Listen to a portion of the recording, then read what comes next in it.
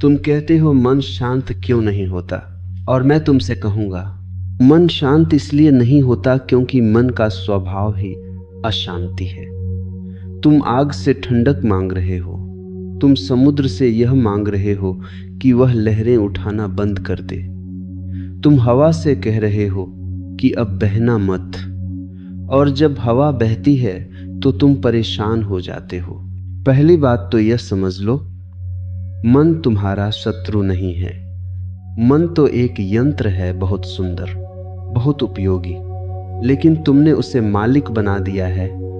और जैसे ही यंत्र मालिक बन जाए, जीवन गुलामी हो जाता है। मन का काम है सोचना, और तुम चाहते हो वह न सोचे। मन का काम है कल्पना करना, और तुम चाहते हो वह कल्पना न करे। मन का काम है स्मृति लाना, और तुम चाहते हो वह स्मृति न लाए।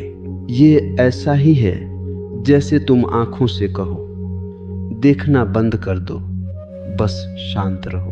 आंखों की शांति देखने में ही है, मन की शांति सोचने में नहीं, देखने में है। हाँ, मैं ठीक वही कह रहा हूं जो तुम्हें चौंकाएगा। मन को शांत करने की कोशिश ही मन को अशांत करती है। तुम पूछते हो मन शांत क्यों नहीं होता। असल में तुम पूछ रहे हो मेरे भीतर इतना शोर क्यों है, और मैं तुम्हें बताऊं, यह शोर तुम्हारे भीतर नहीं है, यह तुम्हारा तादाद में है। तुमने मन की आवाज को अपनी आवाज मान लिया है। मन में एक विचार उठा और तुम कह देते हो मैं सोच रहा हूं। मन में एक चिंता उठी और तुम कह देते हो मैं परेशान हूं। मन में एक इच्छा उठी और तुम कह देते हो मुझे चाहिए। यही मूल भ्रांति है। मन में विचार उठते हैं जैसे सड़क पर गाड़ियां चलती हैं, लेकिन तुम सड़क नहीं हो, तुम राहगीर नहीं हो, तुम तो आकाश हो। आकाश में बादल आते हैं, पर आकाश उनसे गंदा नहीं होता। आकाश में बिजली चमकती है, पर आकाश घायल नहीं होता। आकाश में तूफान भी हो, पर आकाश की गहराई में एक मौन बना रहता है। तुमने अपने भीतर के आकाश को भुला दिया है। नहीं, और क्यों भुला दिया है? क्योंकि बचपन से तुम्हें यह सिखाया गया कि सोचो, क्योंकि सोचने से सफल हो जाओगे। तुम्हें यह नहीं सिखाया गया कि देखो, क्योंकि देखने से तुम जाग जाओगे। मन की अशांति का पहला कारण है भविष्य। मन शांत कभी नहीं होता, क्योंकि वह हमेशा आगे भागता है। अभी तुम यहाँ बैठे हो, पर मन कहाँ है? कहीं कल में, कहीं अगले महीने में, कहीं अगले साल में। कभी तुम सोचते हो मेरे साथ क्या होगा, कभी तुम सोचते हो लोग क्या कहेंगे, कभी तुम सोचते हो मैं सफल कैसे बनूं, कभी तुम सोचते हो मैं हार गया तो। और मैं तुमसे कहता हूं, भविष्य एक भ्रम है, वह कभी आता ही नहीं। जब वह आता है तो वह अभी बन जाता है। तुम जिस क्षण को अभी कहते हो वही सत्य है। बाकी सब मन की कहानियां हैं, कविताएं हैं, उपन्यास हैं, कल्पनाएं हैं। मन में एक फिल्म चल रही है और तुम उसी में खो गए हो। और तुम कहते हो मन शांत क्यों नहीं होता। तुमने कभी देखा है जब तुम किसी सुंदर दृश्य को देखते हो, कुछ क्षण के लिए मन रुक जाता है। जब तुम किसी फूल को सच में देखते हो तो विचार धीमे हो जाते हैं। जब तुम सूरज डूबते देखते हो तो अचानक भीतर एक मौन उतर आता है। जब तुम बच्चे की हंसी सुनते हो तो कुछ पल के लिए मन ठहरता है। यह तुम्हारे लिए संकेत है। मन की शांति मन से नहीं आती, उपस्थिति से आती है। पर तुम उपस्थिति से डरते हो। हाँ, तुम डरते हो क्योंकि उपस्थिति का अर्थ है अब तुम अपनी झूठी पहचान में नहीं रह पाओगे। अब तुम अपने नकली नाम, पद, इमेज, प्रतिष्ठा, इनमें नहीं छिप पाओगे। अब तुम सीधे जीवन के सामने खड़े हो जाओगे, नंगे, सरल, शुद्ध। मन अशांत इसलिए है क्योंकि वह तुम्हें सच्चाई से बचाता है। मन तुम्हारी सुरक्षा व्यवस्था है।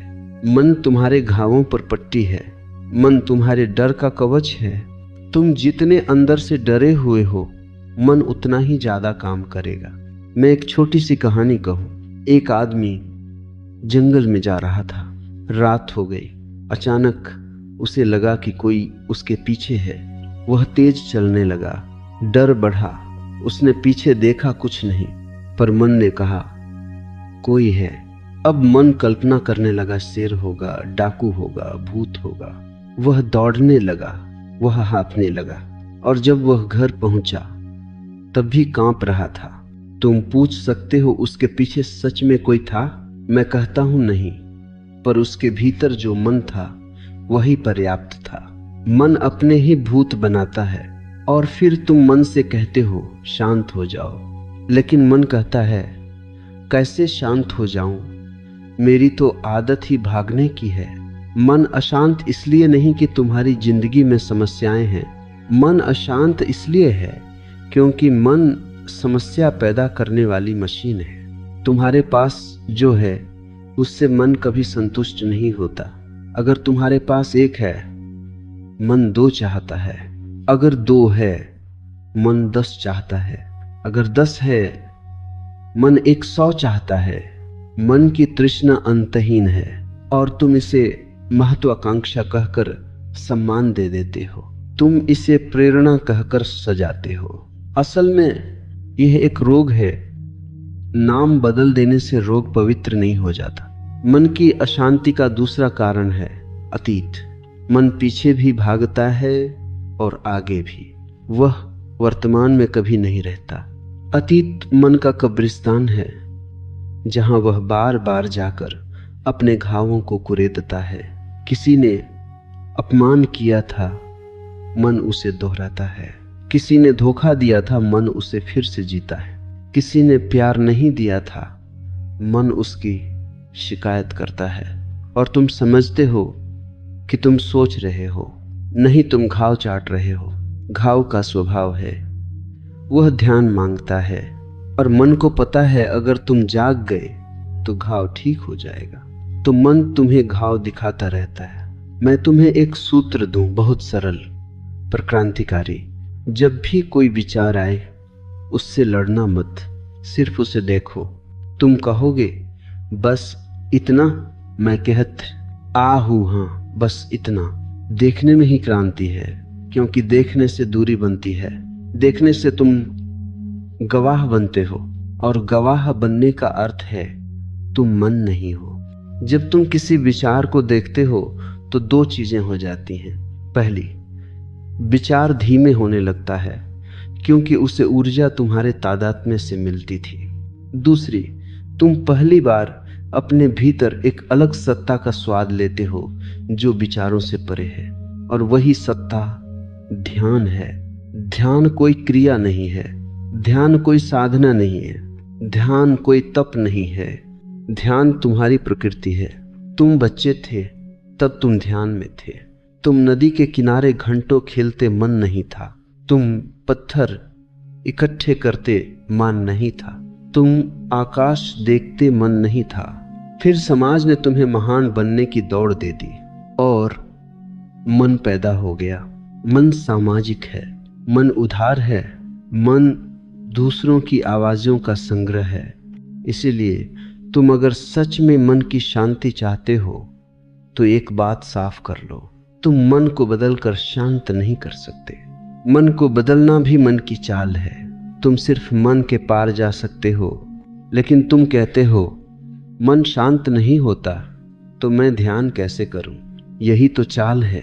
तुम कहते हो पहले मन शांत हो फिर ध्यान करूंगा, और मैं कहता हूं पहले ध्यान करो फिर मन शांत होगा। और फिर मैं यह भी कहता हूं मन शांत होगा यह जरूरी नहीं, पर तुम शांत हो जाओगे। मैं तुम्हें फर्क समझाता हूं। मन शांत हो जाए यह भी एक स्थिति है, लेकिन तुम शांत हो जाओ यह तुम्हारा स्वभाव है। मन तो लहर है, तुम समुद्र हो। समुद्र लहरों को रोक नहीं सकता। समुद्र लहरों